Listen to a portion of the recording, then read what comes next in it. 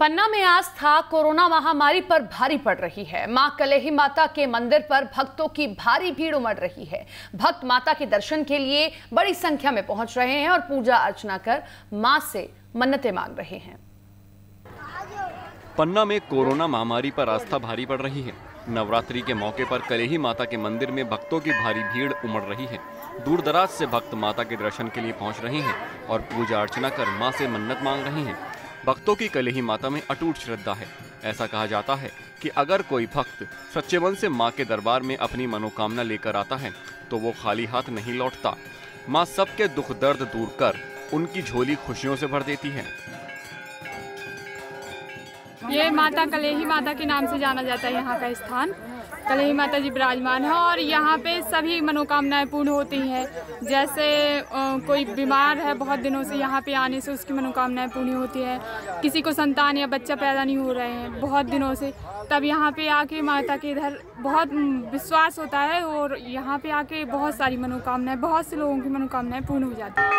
यहाँ पर 9 देवियों में तो दंड भरे जाते हैं, जवारे बोए जाते हैं और जिनको अपनी मनोकामना पूर्ण करवानी होती है माता से वो दीपक जलवाते हैं। अखंड ज्योत जलती है। अखंड ज्योत जलती है। कलेही माता की महिमा अपरंपार है। इसका वर्णन पुराणों में भी मिलता है। कहा जाता है कि कलेही माता पहले पर्वत के ऊपर विराजित थीं, लेकिन भक्तों की प्रार्थना पर मां नीचे चली आईं और तभी से पतने नदी के किनारे मां की पूजा होती है।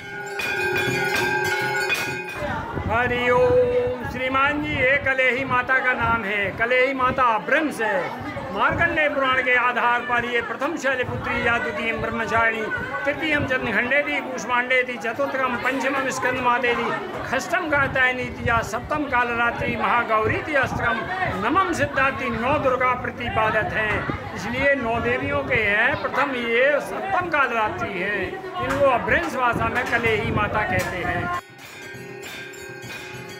वैसे तो साल भर यहाँ दर्शनार्थियों का तांता लगा रहता है, लेकिन नवरात्र में यहाँ विशाल मेला लगता है जिसका प्रमाण तकरीबन 500 साल पुराना है। माता के दर्शन के लिए बुंदेलखंड, मालवा, निमाड़ और देश के कोने कोने से भक्त आते हैं और माता के दर्शन कर माता से मन्नतें मांगते हैं। पन्ना से गणेश विश्वकर्मा के साथ टीम न्यूज़ स्टेट।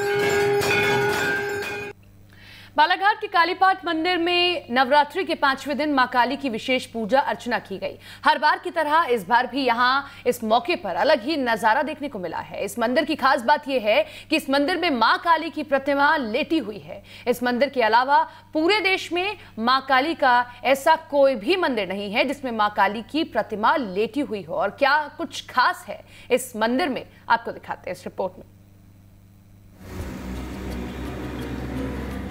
बालाघाट का कालीपाठ मंदिर कोरोना काल में भी आस्था का केंद्र बना हुआ है।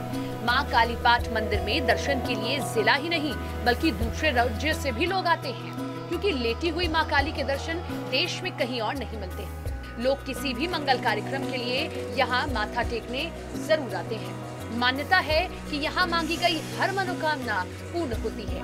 हर साल नवरात्रि के पंचमी पर कालीपाठ मंदिर में महाआरती और विशेष रूप से पूजा अर्चना की जाती है।